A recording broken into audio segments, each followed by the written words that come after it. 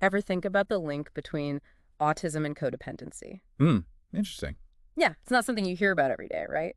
But if you've ever felt like, I don't know, maybe you're always putting everyone else's needs before your own, Oh, yeah. or like struggling to say no even when you're totally swamped, then this deep dive is for you. I'm intrigued. So, we're going to unpack how codependency can hit autistic individuals and their relationships especially hard. Okay. And get this, it can show up in some pretty unexpected ways, like depending too much on caregivers or Right. having trouble setting boundaries, like this is where I draw the line. Yeah, yeah. And even how sometimes social anxiety can make you like a total people pleaser. It's interesting. So when we say codependency, people kind of have a general idea, right? Right. But with autism, it gets way more complex. It's not just like being clingy or whatever, which is such a like a stereotype. Yeah, exactly. Our source, Cheap ABA, they define codependency as, well, hold on, let me get it right. A relationship where one person enables another person's unhealthy behaviors or dependence. Okay. But for someone on the spectrum, that dependence might not always be like emotional, That's interesting. Like imagine an autistic person who really struggles with daily stuff like cooking or money management. Yeah. They might super rely on a caregiver for all that practical stuff. And, well, that can get messy for both of them. It's a tricky situation to navigate for sure. Yeah, and it's super important to get that, like, that dynamic without pointing fingers. For sure. It makes sense that this could have some like serious consequences. Right, absolutely. Because the source mentions devastating consequences. Yeah. So what does that actually look like in real life? Okay, picture this. You're constantly drained, Right. because you're putting everyone else first, right? Yeah. That can lead to something called emotional exhaustion. Yeah. Basically, you're just wiped out emotionally, like totally. Oh. You might feel tired all the time, get irritable easy, and just like can't focus. Yeah. And for someone already dealing with the sensory overload and social stuff that comes with autism, this emotional exhaustion, it can hit even harder. Makes sense. And then you get into like burnout territory, which I'm sure many of our listeners Yeah. know all too well. Oh, for sure. Burnout is like a constant topic, and it's scary how it can kind of sneak up on you. Oh, yeah, it really is. And another big consequence is this loss of autonomy. When you're stuck in that cycle, it's like you can't make decisions for yourself. Like you start doubting yourself, feeling trapped. And that can really mess with like your personal growth, Yeah, no, I think a lot of people, even those who aren't autistic, can relate to that, like not being able to make decisions confidently. Absolutely. It's like so overwhelming, and that constant uncertainty can really hold you back in life. It can be debilitating, that uncertainty. And that's exactly why we got to talk about this codependency in the autism context. But the good news is it's not like a life sentence, Oh, good. There are actual ways to break the cycle and help everyone involved find a healthier balance. That is reassuring. And I'm glad that Cheap ABA, our source, they actually give some concrete strategies for doing that. So walk us through those. One of the biggest ones is encouraging self-advocacy. Basically, we want to empower autistic individuals to say what they need, what they want clearly. Okay. It's not about being like demanding, but learning to express yourself in a way that, respects both your needs and the needs of others. So instead of just always saying yes and then like feeling resentful or overwhelmed later, you learn how to like set boundaries in a good way. Yes, exactly. Like let's say someone's always asking for help, even when it means you got to sacrifice your own time and energy. Learning to say something like, I'd love to help, but I'm kind of overloaded right now. Maybe we can find another time. That could be huge. That's such a simple phrase, but I can see how much it could actually change things. Oh, it totally can. And that's a skill that helps everyone, not just autistic people. Now, another really important one is fostering independence. Now, this sounds tricky, right? Like, especially when you're trying to support someone's needs, but also encourage them to be more independent. You're right. It is. It's not about, like, suddenly pushing someone into being totally independent. It's more about, like, taking baby steps, Yeah. little by little towards more autonomy in their everyday life. Maybe it starts with letting them choose their own clothes or make a snack or manage their schedule for a bit of the day. That's such a good point about starting small, because I think sometimes people get intimidated by this whole idea of fostering independence because they think it needs to be this like huge dramatic change. Yeah, and that can be like overwhelming for everyone involved. Right. The key is to focus on those manageable steps and build confidence slowly over time. Now, another strategy, and this one's a biggie, is setting boundaries. Oh, yeah. This can be hard for a lot of people, Yeah. autistic or not. Yeah. But especially for those who might, like, miss social cues or have a tougher time understanding uh, social dynamics. Yeah, you're right. Boundary setting is definitely something I think a lot of us struggle with. Uh-huh. So how does cheap ABA suggest we approach this? Especially when it comes to, like, helping autistic people navigate all that. One thing they suggest is role-playing. It's a great way to practice those conversations, but, like, in a safe space. Oh, smart. You know, you can get comfy saying no or saying when something makes you feel uncomfortable without the pressure of a real situation. Makes a lot of sense. Like, take the pressure off, practice it beforehand. Exactly. And cheap ABA, they even suggest taking it further, Oh. like trying out boundary setting in real life, but with the help of like a trusted caregiver or therapist. Having that backup can be really helpful, especially at the beginning. It's like a safety net when you're first learning to walk the tightrope. Yeah. You know someone's there if you fall, which makes you feel way more confident to try. I love that analogy. So, along with all these strategies, we've got to talk about self-care. Super important for everyone, but especially for those prone to, you guessed it, emotional exhaustion. Yes, self-care is, like, non-negotiable. And the best part is it can look so different for everyone. Oh, absolutely. Cheap ABA mentions stuff like hobbies, exercise, meditation, Yeah. but it's really about finding what makes you feel good and helps you recharge, you know? For sure. Maybe for you, it's a long walk in nature. For someone else, it's blasting their favorite music. I'm all about a good bubble bath with a good book. Whatever works. The key is to make it a priority.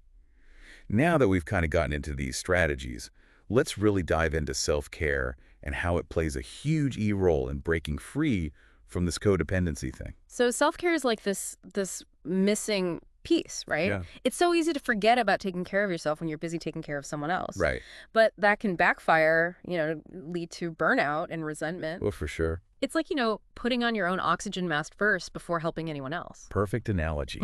And it's not just like pampering yourself, although, hey, a little pampering never hurts. Right.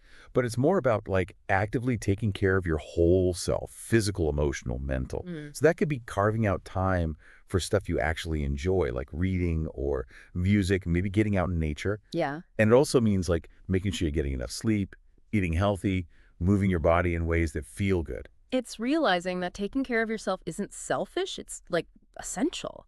It's crazy how much better you feel and handle stress when you're actually sleeping enough. Oh, absolutely. Those basic things, they make a huge difference. And for autistic individuals who might be dealing with sensory overload and social anxieties, self-care is even more crucial. It's about creating that sense of calm and stability amidst all the challenges. Okay, so we've talked about, like, how complex codependency can be within the autism context. And we've gone over some, like, awesome strategies for breaking free. But let's be real, actually putting these strategies into practice, that can be tough. You're telling me unlearning those deeply ingrained patterns, like really shifting those relationship dynamics, it takes time and patience and a lot of self-compassion. There are going to be bumps in the road, moments of frustration, and that's okay. It's all part of the process. It's like learning anything new, really. It doesn't happen overnight. Right? You got to be willing to mess up, adjust, keep practicing. Exactly. Yeah. And remember, you don't have to go through this alone. Therapists, support groups, resources like Cheap ABA, they're there to guide you. It's good to know that support is out there. Speaking of cheap ABA, one thing that really stuck with me was how they emphasized that codependency isn't just about the autistic individual, it's about the whole system. Oh, yeah. Like family dynamics, societal expectations, even how autism is portrayed in the media, it all plays a role. That's so important.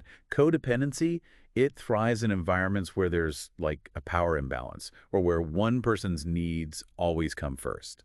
And unfortunately, that can be really common for autistic individuals and their families. So it's not enough to just focus on the individual. We need to look at those bigger systemic issues too. Exactly. It's about fighting for better support, promoting understanding and acceptance of neurodiversity, and challenging those norms that contribute to those codependent dynamics. It's about creating a world where autistic individuals can be themselves, live independently without feeling pressured to constantly accommodate or please others. A world worth fighting for. I know we've covered a ton of information today, so if you're feeling a bit overwhelmed, it's totally understandable. It's a lot to process, but even small steps in the right direction, they can make a huge difference.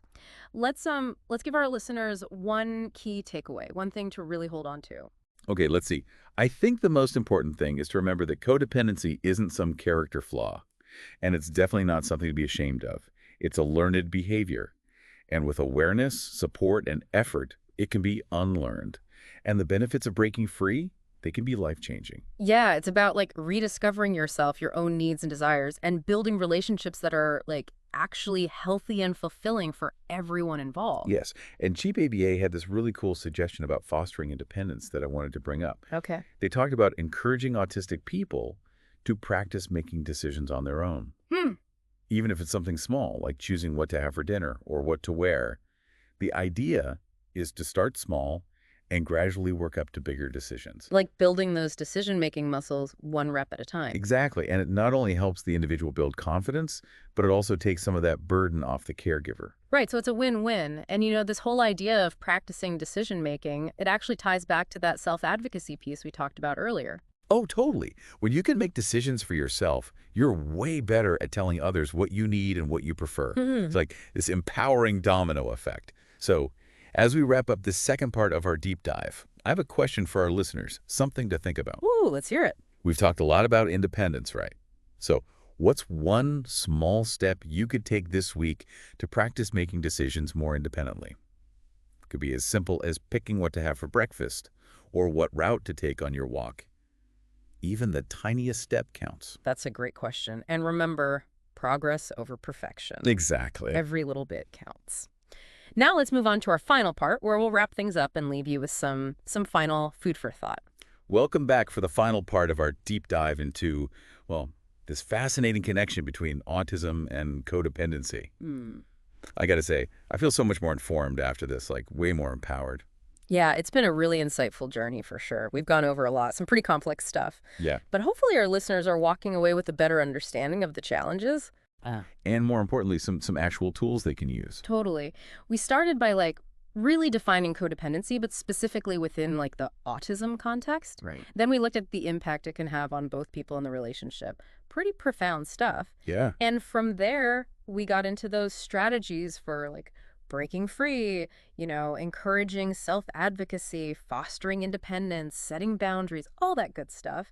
And of course, prioritizing self-care. What a ride. It really has been. And it's key to remember that this journey, it's different for everyone, every individual, every relationship. Right. There's no one-size-fits-all solution. Yeah. But it all starts with awareness, communication, and being kind to yourself. And of course, getting support when you need it, which is where our source, Cheap ABA, comes in. Such a fantastic resource for anyone who wants to learn more about this. They've got tons of practical tips and strategies, all laid out in a way that's easy to digest and actually use. Couldn't agree more. Highly recommend checking them out. So as we wrap up, let's bring it back to our listeners. Why is this conversation important? What do we want them to walk away with? That's the big question. What would you say is the most crucial takeaway? I want everyone listening to know that codependency isn't a personal failure. And it's definitely not something that just happens to autistic individuals and their families, like it's inevitable or something. It's a pattern, a learned behavior. And with awareness, effort, and support, it can absolutely be unlearned. And the benefits of breaking free, seriously life-changing. Yeah, it's about taking back your sense of self, figuring out what you need, what you want, and then building relationships that are based on respect and real connection. Exactly. And those small steps we talked about toward independence, self-advocacy, they can have this ripple effect, create so much positive change.